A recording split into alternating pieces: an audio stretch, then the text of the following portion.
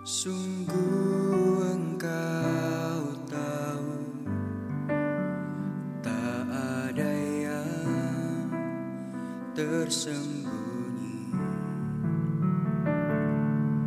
lebih dari kata kau tampung air mataku. Hanya padamu ku berserah. Kau Tuhan penolong di hidupku, kekuatanku hanyalah di dalam-Mu. Kau setia memulihkanku, hidupku memuliakan nama-Mu. Rahmat-Mu menaungi hidupku. Kau setia sampai akhir hidupku.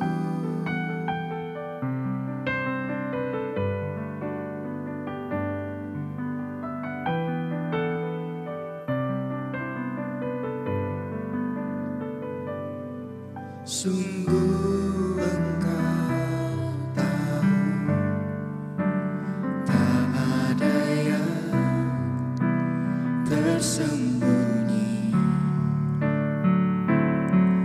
lebih dari kata kau tampung air mataku. Hanya padamu berserah.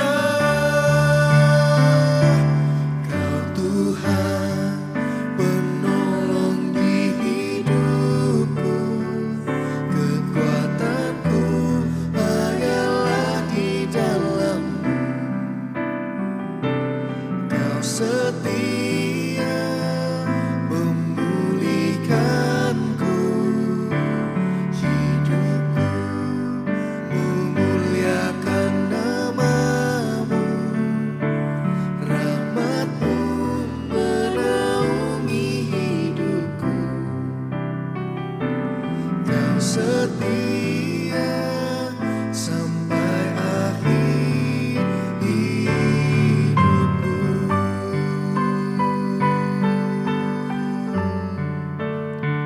Engkau selalu setia, Tuhan.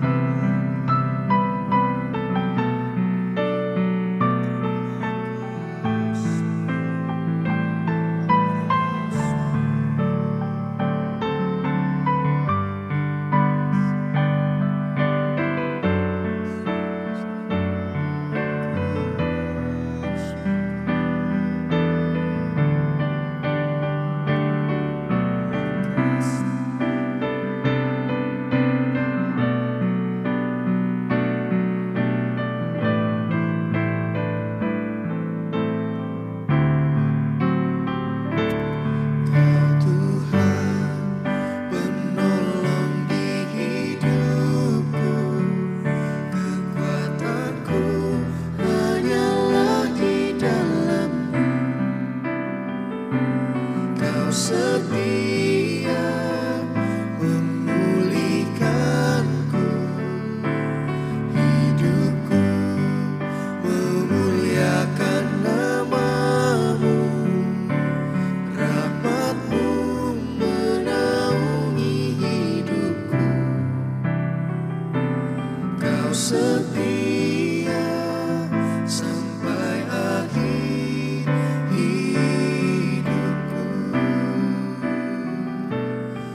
Kau setia sampai akhir hidupku. Kau setia sampai akhir hidupku.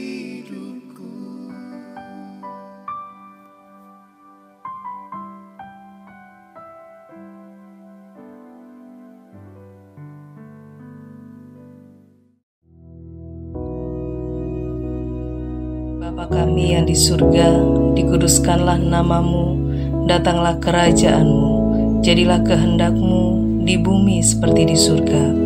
Berikanlah kami pada hari ini makanan kami yang secukupnya, dan ampunilah kami akan kesalahan kami, seperti kami juga mengampuni orang yang bersalah kepada kami.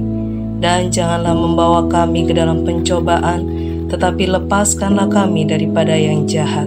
Karena Engkaulah yang empunya kerajaan dan kuasa dan kemuliaan sampai selama-lamanya. Amin.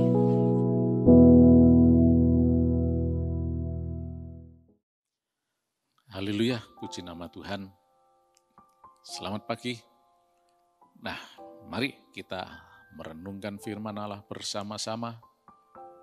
Kalau sebelumnya kita pernah membicarakan mengenai bagaimana Roh Kudus mempunyai peranan yang sangat penting dalam hidup manusia, apalagi dalam keselamatan manusia, karena untuk diselamatkan maka seseorang harus mau menerima Yesus sebagai Tuhan dan Juru Selamat, percaya bahwa Yesus adalah Tuhan, dan memberikan pengakuan bahwa Yesus itu adalah Tuhan sendiri.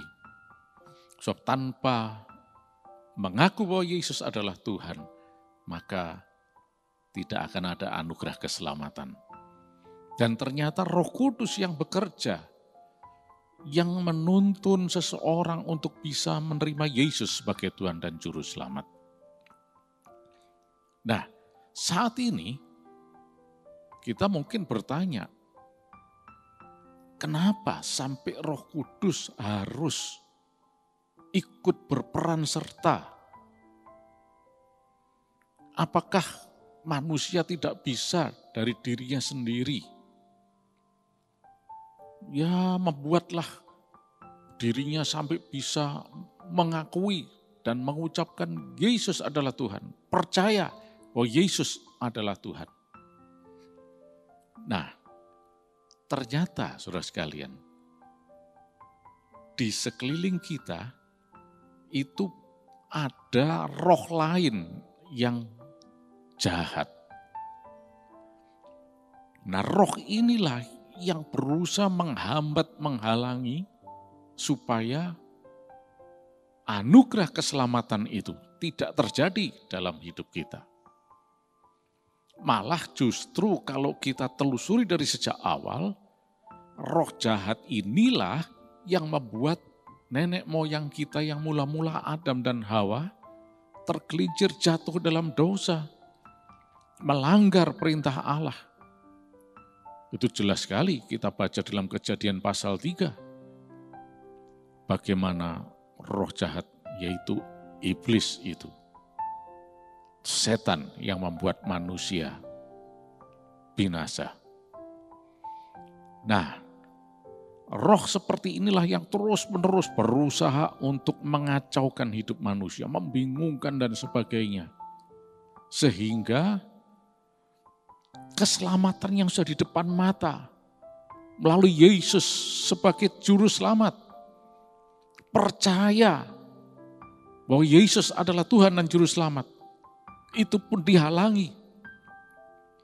Sehingga manusia tidak mampu untuk mengakui bahwa Yesus adalah Tuhan.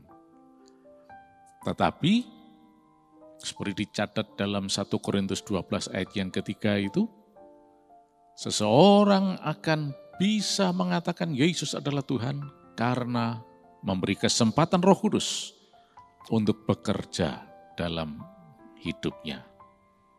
Nah, jadi saudara-saudara kita lihat jelas sekali di sini bagaimana Roh Kudus ini sangat berperan dalam hidup manusia. Karena apa? Ternyata di sekeliling manusia ini ada roh lain yang jahat. Nah, hal ini bisa kita lihat di dalam 1 Samuel pasal yang ke-16 ayat yang ke-14. Ya, dalam 1 Samuel pasal 16 ayat yang ke-14 yang mengatakan, tetapi roh Tuhan telah mundur daripada Saul dan sekarang ia diganggu oleh roh jahat yang daripada Tuhan. Nah, jelas sekali di sini. Siapa Saul sebelum ditinggalkan oleh roh Tuhan? Siapa Saul sebelum Roh Kudus itu mundur dari dirinya? Dan siapa Saul setelah tidak ada Roh Kudus dalam dirinya? Nah, ini bisa kita telusuri mulai dari pasal-pasal sebelumnya, khususnya mulai dari pasal 10, antara lain di situ kita lihat bagaimana Tuhan berkenan memilih Saul untuk menjadi raja atas umatnya Israel. Dan Saul dipenuhi oleh Roh Kudus, diurapi oleh Roh Kudus, dan Roh Tuhan berkuasa atas hidupnya. Dan karena Roh Tuhan berkuasa atas hidupnya, maka kita lihat ada banyak kisah-kisah yang istimewa terjadi. Mulai dari kemenangan-kemenangan dalam peperangan dan sebagainya. Ini semua karya Roh Kudus dalam hidupnya. Tapi sayang sekali, Saul tidak terus-menerus mau taat kepada pimpinan Roh Kudus. Dia berulang kali mendukakan Roh Allah. Dan karena dia tidak taat kepada Tuhan, maka Roh yang kudus itu, Roh Allah, tidak bisa tinggal dalam kehidupan yang tidak mau hidup kudus, tidak mau hidup taat kepada Tuhan. Roh Kudus hanya bisa tinggal dalam kehidupan seorang yang mau sungguh-sungguh taat, setia kepada Tuhan. Merendahkan diri di hadapan Tuhan untuk dituntun, dikuasai oleh Roh Kudus. Nah, ketika Saul pakai maunya sendiri, pakai kekuatannya sendiri, tidak lagi mau dituntun Roh Kudus, maka ya sudah, dikatakan Roh Tuhan mundur daripada Saul. Sebetulnya ini bukan karena Roh Kudus itu belah kasih atau kejam dan sebagainya, tetapi dia itu Roh yang kudus. Tidak bisa Roh yang kudus ini berhubungan dengan kehidupan yang tidak kudus. Nah, ini yang harus kita camkan. Kalau kita mau dipimpin Roh Kudus, mau memberi kesempatan Roh Kudus untuk berkarya dalam hidup kita dan membimbing kita menuju hari depan yang penuh harapan, maka kita harus merendahkan diri di hadapan Tuhan dan memberi kesempatan Roh Kudus untuk bekerja sepenuhnya, menuntun kita dalam kehidupan yang kudus. Tapi ketika mau pakai maunya sendiri, kita tidak mau dituntun oleh Roh Kudus, ya Roh Kudus tidak akan memaksakan hal itu. Karena dia adalah Roh yang kudus. Dia gentle spirit. Roh yang tidak pernah memaksakan kehendaknya. Dia hanya bekerja sejauh kita manusia mau beri kesempatan Roh Kudus untuk bekerja. Nah, tapi akibatnya fatal sekali. Ketika roh itu mundur dari Saul, maka roh jahat yang menguasai dirinya. Nah, jadi tadi siapa Saul sebelum Roh Kudus itu undur darinya, itu seorang yang berkenan di hadapan Tuhan. Seorang yang diberi anugerah oleh Tuhan, diberkati oleh Tuhan, diberi kemenangan oleh Tuhan dalam medan pertempuran dan sebagainya. Tapi setelah Roh Kudus undur dari dia, kehidupannya berantakan. Karena roh jahat yang menguasai dirinya. Dikatakan sekarang ia diganggu oleh roh jahat yang daripada Tuhan. Nah, ini perlu kita garis bawahi. Kata yang daripada Tuhan ini bukan berarti Tuhan ngambil Roh Kudus kemudian ganti dengan roh jahat. Bukan. Sudah saya jelaskan tadi, roh itu adalah kudus. Dia tidak bisa tinggal dalam kehidupan yang tidak kudus. Nah, dia pasti akan menyingkir, ya, karena dia adalah roh yang kudus. Nah, roh jahat ini tidak perlu dikasih kesempatan, karena roh jahat ini selalu memaksa untuk membuat kehidupan manusia menjadi jahat. Nah, ketika tidak ada Roh Kudus, ya roh jahat yang masuk. Tapi kenapa dikatakan di situ dari Tuhan?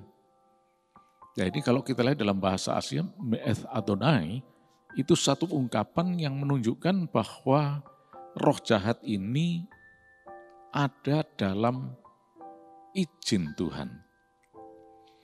Jadi walaupun roh jahat itu pemaksa dan sebagainya, tapi dia tidak bisa sewenang-wenang kecuali diizinkan oleh Tuhan. Nah, kembali kalau kita berbicara mengenai izin Tuhan, dalam hal ini bukan berarti Tuhan tidak mengasihi Saul dan sebagainya. Karena memang Saul sendiri yang sudah memilih untuk menolak Tuhan. Itu jelas sekali dikatakan. Bagaimana Saul menolak Tuhan. Dan roh jahat ini sekarang berkuasa atas hidupnya. Jadi kalau diizinkan oleh Tuhan, justru kita bersyukur dalam hal ini bahwa roh jahat itu limited. Tidak bisa sewenang-wenang. Kecuali kita memberi kesempatan pada dia. Tapi sebaliknya, kalau kita tetap menjaga kehidupan kita kudus, taat setia kepada Tuhan, maka roh Allah itu akan terus-menerus berkuasa dalam hidup kita. Dan roh jahat tidak akan bisa punya kesempatan untuk menguasai hidup kita. Inilah yang terjadi dalam diri seorang Saul ini. Dan sejak saat itu, perilakunya betul-betul perilaku yang jahat di hadapan Tuhan. Dia mencoba untuk membunuh Daud yang adalah menantunya sendiri tanpa ada dasar atau landasan kesalahan yang terjadi dalam diri Daud. Ini karena apa? Pimpinan roh jahat dalam dirinya. Nah, jadi saudara sekalian kita lihat bagaimana Roh Kudus ini sangat-sangat penting dalam hidup kita. Itulah sebabnya suatu ketika Daud pernah meratap di hadapan Tuhan sambil merendahkan diri. Dia mengatakan, Tuhan, jangan ambil roh-Mu yang kudus daripadaku.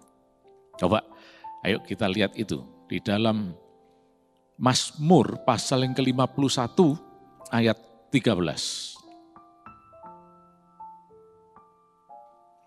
Janganlah membuang aku dari hadapan-Mu, dan janganlah mengambil roh-Mu yang kudus daripadaku. Nah, di sini Daud, kita tahu konteks dari doa Daud ini adalah karena Daud sudah bersalah di hadapan Tuhan. Yaitu dia melakukan perzinahan dengan Batsheba.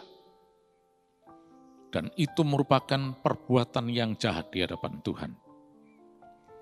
Tapi berbeda dari Saul, ketika Daud diperingatkan oleh Nabi Tuhan mengenai perbuatan yang jahat itu, Daud mau sadar, Daud mau bertobat, dan kemudian dia mau merendahkan diri di hadapan Tuhan. Dan salah satu yang terpenting, bukan cuma, ya Tuhan aku bertobat, ya Tuhan aku menyesal, aku sudah salah Tuhan, ampuni aku. Bukan cuma itu. Tapi ternyata Daud mengatakan, jangan mengambil roh-Mu yang kudus daripadaku. Karena apa? Karena Daud sangat-sangat menyadari, sangat mengerti bahwa dia butuh Roh Kudus. Dia tidak bisa hidup tanpa Roh Kudus. Berbeda dari Saul. Ketika hidupnya tanpa Roh Kudus, maka semuanya menjadi jahat, berantakan dalam hidupnya. Dan tidak ada hari depan yang penuh harapan dalam dirinya. Tapi berbeda dengan Daud. Memang Daud pernah berbuat salah, tetapi dia mau merendahkan diri di hadapan Tuhan dan memberi kesempatan Roh Kudus untuk bekerja. Dan dia berdoa, Tuhan, jangan ambil Roh Kudus itu dari hidupku. Aku sangat butuh Roh Kudus. Aku butuh pimpinan Roh Kudus itu, Tuhan. Nah, ini bedanya dari Saul. Tuhan berkenan mengampuni Daud, dan Roh Kudus berkenan untuk tetap berkarya dalam hidupnya. Dan melalui pimpinan Roh Kudus ini, maka Daud bisa melihat hari depannya yang penuh harapan. Dia bisa melihat bagaimana Tuhan meneguhkan kerajaannya. Bagaimana dia dan seluruh keturunannya tetap di dalam tampuk pemerintahan. Duduk di atas singgasana sebagai raja atas Israel. Nah, jadi saudara sekalian, kita lihat di sini betapa pentingnya Roh Kudus. Tetapi kita harus selalu mau merendahkan diri di hadapan Tuhan dan mau mempersilahkan Roh Kudus untuk berkarya. Ketika Roh Kudus itu bekerja dalam hidup kita tidak perlu khawatir. Pandemi seperti inilah dan sebagainya, Roh Kudus tetap bekerja dalam hidup kita. Dan bahkan kalau ada Roh Kudus, maka pengganggu dan sebagainya tidak bisa menyentuh kita. Virus corona apapun tidak bisa menyentuh kita. Karena ada urapan kuasa Roh Kudus dalam hidup kita. Itu sebabnya mari saat ini kita buka hati. Sungguh-sungguh katakan, Roh Kudus silahkan kau berkarya. Dan biar urapan yang baru itu dicurahkan dalam hidupku. Tanpa engkau aku tidak bisa berbuat apa-apa. Dan seperti Daud tadi, Tuhan sangat berkenan kepada dia. Daud memang manusia, bisa berbuat salah, bisa khilaf dan sebagainya. Tapi dia tetap mau sadar, bertobat, dan tetap mau dipimpin Roh Kudus. Biarlah kita selalu mempersilahkan Roh Kudus untuk menguasai hidup kita. Puji nama Tuhan, mari kita berdoa. Ya Roh Kudus, kami persilahkan Engkau berkuasa atas hidup kami. Silahkan Roh Kudus berkarya dalam hidup kami semua. Tuntun kami, pimpin kami. Tanpa pimpinan Roh Kudus kami tidak bisa berbuat apa-apa. Terima kasih Yesus, terima kasih. Sepanjang hari ini dengan pimpinan dan urapan kuasa Roh Kudus, maka kami akan bisa melihat keberhasilan-keberhasilan terjadi. Mujizat-mujizat terjadi. Terima kasih Yesus, terima kasih Tuhan. Engkau Allah yang baik dalam hidup kami. Dan kuasa darah Yesus selalu melindungi kami semuanya. Dan tidak ada baik virus corona apapun yang bisa menyentuh kami. Kami tetap sehat dalam nama Yesus. Kami terima berkat-Mu Tuhan. Di dalam nama Yesus Kristus. Haleluya. Amin.